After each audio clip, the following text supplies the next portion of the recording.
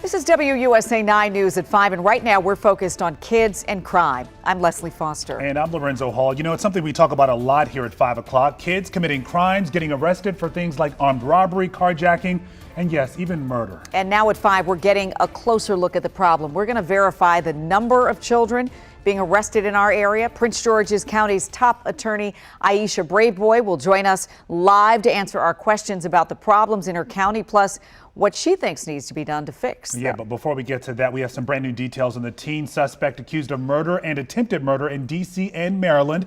This is 15-year-old Caden Holland. You may have heard us use his nickname, Baby K. He is behind bars right now in Prince George's County. He was arrested around this time yesterday after almost a month on the run. Authorities are convinced he had help, and now some people in the county are saying legal reforms to protect suspects under the age of 18 have gone too far. Our Scott Brim is live in Prince George's County with the very latest on reactions and what's next for this young suspect. Scott.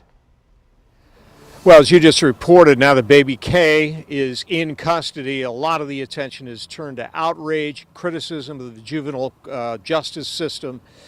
Today, the Prince George's County Police Chief Malik Aziz and the County Executive Angela Brooks also directed a lot of anger and questions towards parents. If they are 14, 15, and 16 years old, where are their parents? Right now, yeah, he was alone. We arrested him alone. There was no one else with him right there at that moment. 15-year-old Caden Holland, a.k.a. Baby K, the alleged gunman leading a juvenile hit squad trying to kill a middle schooler on a Prince George's County school bus May 1st. As two juvenile accomplices hold the boy down, the gun misfired, saving his life. A 14-year-old girl is accused of setting the crime up in a gang dispute. And Holland is also now charged with a murder in D.C., just 2 days later. Holland seen in music videos brandishing a gun and rapping about carjacking. How was it possible for a child to attempt to shoot another child and then to be able to be on the run for weeks? If we can prove that adults were helping a 15-year-old, then that person should face the consequences also. Prince George's County Police Chief Malik Aziz saying an investigation into who may have helped Baby K is underway.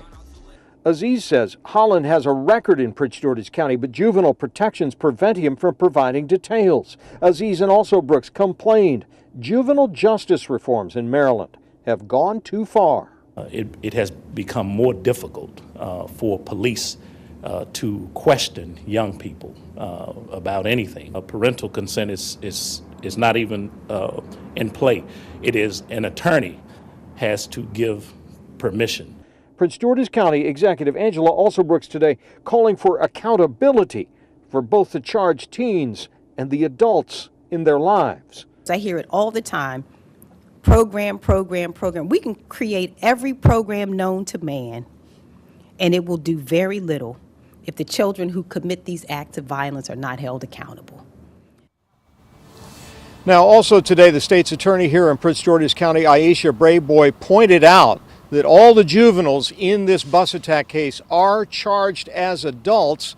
But of course, it's up to a judge here in Maryland to decide if that prosecution will go forward or be remanded back in the juvenile system. We'll be talking more with the state's attorney in just a moment on that. In the meantime, Caden Holland sees a judge here in Prince George's County tomorrow for the first time. We've confirmed also last night that he is charged as a juvenile in the district with the murder of a 22-year-old woman. It was committed while he was on the run from the bus attack just 2 days later. Details of the charges are under wraps in the district because of juvenile protections there. Reporting live in Prince George's County, Scott Broom, WUSA 9. And everything we do know is just so sickening. It is. Scott, thank you. And you know, even though we talk about children committing violent crimes frequently, we do have to put this in perspective. I want to highlight something Chief Aziz said today at that press conference. He acknowledged something we all know. A majority of kids are on the right path. That the vast majority of our youth are not committing crimes. They're living out their lives in a way that they will become productive citizens. I realized over 2.5 decades ago that we simply could not arrest our way out of a crime problem. The solution then tilted the quest for justice too far in the other direction, which will simply not provide us with the positive resolution that all of us desire. We need balance, the type of equilibrium that seeks justice for victims, makes the community safe, and provides real resources to young offenders and offenders alike. Yeah, it is so critical to remember this when we talk about solutions, those kids who are on the right path, making sure they have the support they need to stay there. That's really what this is all about, right? The kids are not necessarily responsible for orchestrating all of their lives. Right. It's the parents, it's the guardians, it's the people we hope will wrap their arms around them that will hopefully prevent the next child from making this kind of tragic decision. Of course, right now, leaders across our community are struggling with an uptick in kids committing crimes. So we invited one to join us live to talk about it. Aisha Braveboy is the Maryland State's Attorney for Prince George's County. There you are, State's Attorney Braveboy. I know it's been a long day and a lot before you, but thank you for taking the time because we know this is an important topic that impacts our entire region. Let's talk a little bit more about the news of the day, the arrest of Caden Baby K Holland in your county. We heard that press conference. We heard all of the emotion from all of the leaders there. What else can you tell us about this case specifically? Well, let me say, we are in lockstep. The county executive, the chief, all of the command staff, my office, we have been working together since day one to solve this case and to ensure that each and every person involved is arrested, charged, and faces tough and stiff consequences. So far, 4 individuals have been arrested. 3 of them have had bond reviews. Those who have had bond reviews have been held without bond. Tomorrow, the last suspect who has been arrested and charged at this time will face a bond review, and we will be there to ask that he remain held without bond. So we've been talking about Baby K because of his arrest and how this is emblematic of a trend, right? Kids committing crimes, both small, both large. You know the numbers. We've been talking about them. And when we have a broader conversation about this, whether it's on social media or in small groups, everybody seems to be questioning what is fueling this problem. And so the direct question to you is what's fueling it in the county? Well, there are a lot of different reasons that young people commit crimes, and so I don't want to just say it's one thing. What I can tell you, some overarching themes are that children are not in school. And so we do have a huge truancy problem here, one that my office is going to be taking on along with partners from the Prince George's County school system, our courts, and other leaders. We must resolve this issue of truancy here in Prince George's County. In addition to that, what we're also seeing is young people being influenced by older adults. They're committing crimes for older adults. And so that is another issue. We are also seeing gang violence and gang violence amongst young people. So there are a lot of issues going on, but I think at the core of it are young people who don't have a direction, who need guidance, who need supervision, who need to have hope that their lives mean something, that they are worth the investment in themselves. And oftentimes, unfortunately, children don't quite understand that. And it leads to these tragic and terrible incidents that occur in our county. You talked about truancy, and it stuck to me.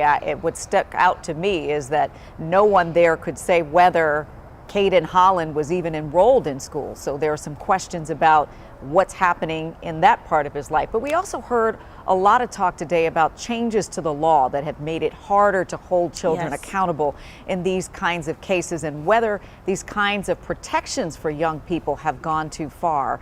Can you talk a bit more about that? Absolutely. Well, I can tell you that the juvenile interrogation law that was passed by the Maryland legislature, I think had good intentions, but the results have been that young people are less willing to provide critical information to solve crimes that occur here in not only in Prince George's County, but throughout the state of Maryland. I can tell you that my colleagues feel the same, that that law has really been a problem for us and, of course, law enforcement officers in investigating investigating crimes that are occurring. In addition to that, there are limitations on the types of charges that can be filed based on the age of the child, right? In addition to that, the courts are limited in the sentences that they can give for certain types of offenses, like misdemeanor offenses. And let me tell you what a misdemeanor offense includes: gun charges. So if a child is charged with having a gun, the court is limited in terms of how much time they can sentence him, whether on probation or confinement. And so there are a lot of limitations that unfortunately have resulted in some of the problems that we're seeing. So I am looking forward to working with the legislature. I know that Senator Joanne Benson has reached out to me, and several other legislators are interested in knowing how do we address this issue from a legislative perspective. And you know what? We have some ideas. We have some really good ideas, and I'm looking forward to sharing those ideas with our legislators in hopes that we can have a more robust juvenile code that not only holds children accountable, but what I'm being asked in the community is, how do we hold parents accountable? Well, right now, I really don't have the authority to hold them criminally accountable for most of what their children do. There are certain things that we can address, like truancy. We can also charge parents if they leave firearms, out where a child has access. We can charge parents who give alcohol or drugs to minors. But a lot of that is not what we're seeing in the streets. We're seeing kids with illegal firearms. We're seeing kids with other kids making decisions to carjack. We see them being a part of gangs and groups that are deciding to commit crimes in our community.